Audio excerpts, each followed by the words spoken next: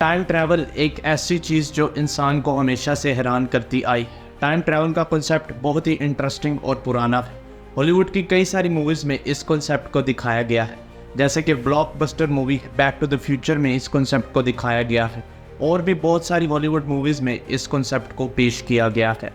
आज के इस वीडियो में हम देखेंगे एक ऐसी टाइम ट्रैवल स्टोरी के बारे में जो काफ़ी पॉपुलर रही, और क्या साइंटिफिकली ये करना पॉसिबल है या नहीं, ये भी देखेंगे। आइए जानते हैं ये सब आज के इस शानदार वीडियो में। Wait, are you talking about a time machine? You know the rules of time jumps, right? Time travel, a concept that has been explored since the early 1900s.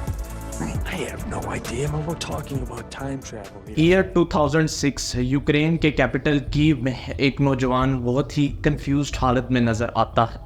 उस नौजवान ने ओल्ड फैशन कपड़े पहने हुए थे और उसके पास एक ओल्ड कैमरा भी था। जब लोगों ने उसकी तरफ देखा तो उन्हें लगा कि ये कोई पागल है, लेकिन लिटरली उन्हें कोई आइडिया नहीं था कि ये इंसान एक टाइम ट्रैवलर है। जब पुलिस ने उसकी आईडी चेक करी तो पता चला कि जिस कंट्री ने आईडी इशू करी वो तो एग्जिस्ट ही नहीं करती। सही सुना दोस्तों आपने, ये आईडी दरअसल सोवियत यूनियन के टाइम की थी, और जब ये वाक़या पेश आया यानी 2006, सोवियत यूनियन को टूटे 20 साल गुजर चुके थे। ये इंसान दिखने में 20-25 साल का लग रहा था, लेकिन उस आईडी पर इसकी डेट ऑफ बर्थ 1932 की थी। पुलिस के लिए ये सब बिलीव करना बहुत मुश्किल था कि आखिर 1932 में पैदा होने वाला इंसान टेक्निकली तो 74 ईयर्स का बनता है, लेकिन ये नौजवान तो 20-25 साल का लग रहा है। पुलिस ने जब सरगी से पूछा कि आज क्या डेट है, तो उसने जवाब दिया 23 अप्रैल 1958। पुलिस को अब लगने लगा कि ये पक्का कोई पागल है, ऐसा थोड़ी ना हो सकता है। पुलिस ने सरगी को मेल्टन हॉस्पिटल भेज दिया। सरगी के पास जो कैमरा था वो एक पुराना यशीमा फ्लेक्स कैमरा था, और जब उस कैमरा में मौजूद फिल्म को डेवलप किया गया तो चीज़ें और भी पेचीदा हो गई। उन फोटोग्राफ में कीव सिटी की पुरानी फ़ोटोज़ थी, जिनमें कार्स, बिल्डिंग्स, हत्ता के स्ट्रीट साइंस भी 1950s के थे।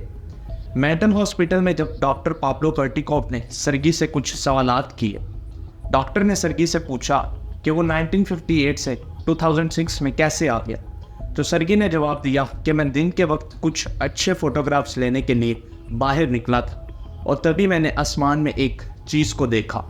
डॉक्टर ने उससे पूछा कि वो चीज़ कैसी दिखती थी, तो सरगी ने कहा कि मैंने उसकी फ़ोटोग्राफ्स ली हैं। ये कहते ही सरगी ने अपना कैमरा डॉक्टर को दिया। उसके बाद अभी डॉक्टर ये सब कुछ समझ ही रहा था कि सरगी अचानक उठता है, बाहर निकलकर दरवाज़ा बंद करता है और फिर कभी वापस नहीं आता।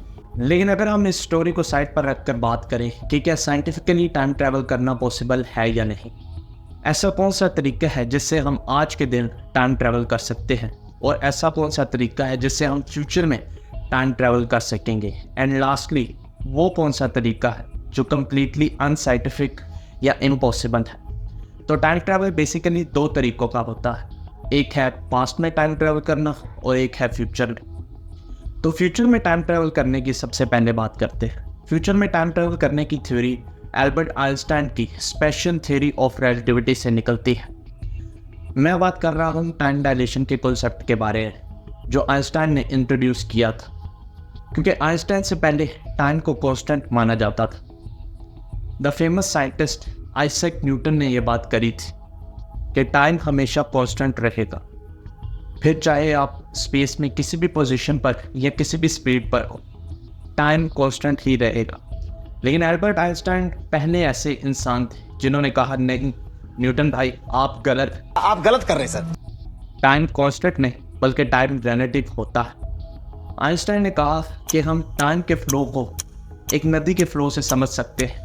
जैसे नदी में पानी कभी तेज़ और कभी स्लो हो जाता है, इसी तरह टाइम का फ्लो भी कभी तेज़ और कभी स्लो हो जाता है, depending upon the gravity and speed.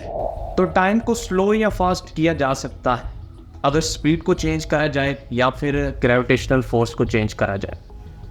इसी को कहते हैं दोस्तों टाइम डायलेशन। जिस तरह हमारी आंखों का प्यूपिल डायलेट करता है, इसी तरह टाइम भी डायलेट करता है। टाइम डायलेशन भी दोस्तों दो तरीके का होता है। एक है स्पीड की वजह से होने वाला टाइम डायलेशन और दूसरा है ग्रेविटेशनल फोर्स की वजह से होने वाला टाइम डायलेशन। सबसे पहले बात करते हैं हम स्पीड से होने वाले टाइम डायलेशन के बारे में। तो फर्ज करिए दोस्तों, अगर आप किसी ऐसे ऑब्जेक्ट या फिर स्पेसक्राफ्ट में जो लाइट की स्पीड से ट्रैवल करे यूनिवर्स में 5 साल के लिए और फिर वो वापस अर्थ पर आए, तो उस स्पेसक्राफ्ट के लिए तो सिर्फ 5 साल गुजरे होंगे, लेकिन अर्थ पे मौजूद लोगों के लिए 354 साल गुजर चुके होंगे। ईयर 1971 में इसी एक्सपेरिमेंट को प्रूव करने के लिए 2 एटॉमिक क्लॉक्स का इस्तेमाल करा गया, जिसमें से एक एटॉमिक क्लॉक को यहाँ ज़मीन पर रखा गया और दूसरी एटॉमिक क्लॉक को एयरप्लेन में डालकर उड़ा दिया गया। जब एयरप्लेन ने अपना एक चक्कर कंप्लीट किया और वापस ज़मीन पर आया तो देखा ये गया जो एयरप्लेन में मौजूद एटॉमिक क्लॉक थी उसका टाइम स्लो था ज़मीन पर मौजूद एटॉमिक क्लॉक से। The clock on the plane disagreed with the ones on the ground by 40 billionths of a second, just as Einstein predicted. इस एक्सपेरिमेंट को नाम दिया गया हेफल कीटिंग एक्सपेरिमेंट। ये तो था दोस्तों स्पीड से होने वाला टाइम डायलेशन। थ्योरेटिकली और साइंटिफिकली तो फ्यूचर में टाइम ट्रैवल करना पॉसिबल है, ये हम सब जानते हैं, लेकिन आज के दिन हमारे पास कोई ऐसा स्पेसक्राफ्ट या फिर ऐसा ऑब्जेक्ट नहीं कि जो लाइट की स्पीड से ट्रैवल कर सके। लेकिन मुझे उम्मीद है जिस तरह टेक्नोलॉजी प्रोग्रेस करेगी तो हम लाइट की स्पीड से ट्रैवल करने वाला स्पेसक्राफ्ट या ऑब्जेक्ट बना पाए। लेकिन एक दूसरा तरीका टाइम डायलेशन का जिसके बारे में आइंस्टाइन ने बात करी वो है ग्रेविटेशनल फोर्स। अब जिस तरह स्पीड पर चलने से टाइम डायलेशन होती है, इसी तरह ज़्यादा ग्रेविटेशनल फोर्स होने की वजह से भी टाइम डायलेशन अकर होती है। हम इस चीज़ को इस तरह समझ सकते हैं, greater the gravitational force greater the time dilation will be. इस चीज़ को विजुलाइज करने के लिए आइंस्टाइन ने कहा कि इमेजिन करिए स्पेस टाइम एक फैब्रिक की तरह और उसमें कुछ बॉल्स हैं जिनको हम प्लैनेटरी ऑब्जेक्ट समझ सकते हैं, और उस फैब्रिक में जो बॉल ज़्यादा स्टीप क्रिएट करेगा उसके पास टाइम स्लो गुजरेगा। इसका मतलब फ्यूचर में टाइम ट्रैवल करने के लिए हमें कुछ टाइम ऐसे ऑब्जेक्ट्स के पास गुजारना होगा जिनका ग्रेविटेशनल फोर्स बहुत ज़्यादा, जैसा कि जुपिटर के पास कुछ टाइम या सूरज के पास कुछ टाइम, या फिर एक ऐसे ऑब्जेक्ट के पास टाइम गुजारना होगा जिसका ग्रेविटेशनल फोर्स बहुत ज़्यादा हो, जैसा कि एक ब्लैक होल। ब्लैक होल के पास टाइम बहुत ही स्लो गुजरता है क्योंकि उसका ग्रेविटेशनल फोर्स बहुत ज़्यादा होता है। इस कॉन्सेप्ट को इंटरस्टेलर मूवी में भी बहुत अच्छे तरीके से दिखाया गया है। इसमें मेन कैरेक्टर्स ब्लैक होल के पास एक प्लैनेट पर उतरते हैं जहां पर गुजरा हर एक घंटा अर्थ पर मौजूद लोगों के लिए 7 साल के बराबर होता है। इतना मैसिव टाइम डायलेशन दोस्तों ग्रेविटेशनल फोर्स की वजह से, जो कि साइंटिफिकली बिल्कुल एक्यूरेट है। ब्लैक होल्स को यूनिवर्स के सबसे हैवीएस्ट ऑब्जेक्ट में से एक माना जाता है। लेकिन ये तो था फ्यूचर में टाइम ट्रैवल, लेकिन फिर पास्ट का क्या हम पास्ट में टाइम ट्रैवल कर सकते हैं या नहीं? तो इसका आंसर है दोस्तों नहीं। लेकिन हम पास्ट में एक झलक ज़रूर देख सकते हैं। अब पास्ट में एक झलक देखना ये कैसे पॉसिबल है? तो दोस्तों सूरज से जो रोशनी अर्थ पर आती है उसे अर्थ पर आने के लिए 8 मिनट्स का टाइम लगता है। सिंपल वर्ड्स में कहूँ तो जो सूरज अभी हम देख रहे हैं वो अभी वाला नहीं बल्कि पास्ट का 8 मिनट पुराना सूरज है। इस तरह दोस्तों हम पास्ट में एक झलक ज़रूर देख सकते हैं। लेकिन नाराज़ ना होइए, पास्ट में टाइम ट्रैवल करने की पॉसिबिलिटी को भी नकारा नहीं जा सकता।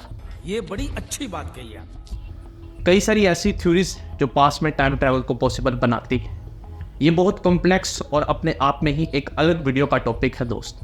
तो अगर आप पास्ट में टाइम ट्रैवल पर वीडियो देखना चाहते हैं तो कमेंट्स में ज़रूर बताइएगा। सर्गी पोनोमरिको की कहानी की सच्चाई क्या है?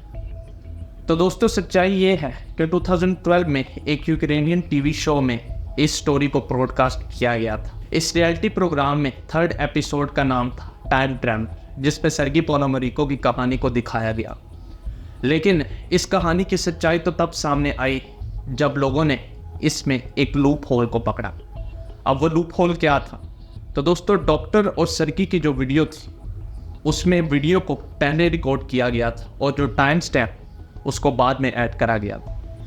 इस टाइम स्टैम्प में एक एरर को पकड़ा गया जिसकी वजह से ये प्रूफ हो गया कि ये वीडियो एक फैब्रिकेटेड वीडियो है और इसको सिर्फ शो की रेटिंग्स बढ़ाने के लिए बनाया गया था। दाद देनी पड़ेगी दोस्तों इनको, काफ़ी कमाल की स्टोरी बनाई, लेकिन आखिरकार इसकी सच्चाई सामने आ ही गई। लेकिन दोस्तों फिर सर्गी पोनोमरिको की आईडी पर लगी उस स्टैंप का क्या? तो एक्सपर्ट्स का मानना है कि वो स्टैंप फेक है। वो स्टैंप उस ज़माने की नहीं है बल्कि एक फैब्रिकेटेड स्टैंप है। लास्टली उन फोटोग्राफ्स का क्या जो उस कैमरा में पाई गई जिस पे कीव सिटी 2050 को दिखाया गया है। अगर हम उस बैकग्राउंड में कुछ बिल्डिंग्स को देखें तो वो बिल्कुल सेम टू सेम है। इसका मतलब कि ये पिक्चर फोटोशॉप यानी कि फेक है। फ्यूचर में टाइम ट्रैवल करना साइंटिफिकली तो पॉसिबल है लेकिन ये स्टोरी फेक है। आपका इस सब के बारे में क्या मानना है कमेंट्स में ज़रूर बताइएगा। लास्टली दोस्तों कीप क्वेश्चनिंग, स्टे क्यूरियस और मैं मिलता हूँ आपसे किसी नई वीडियो के साथ।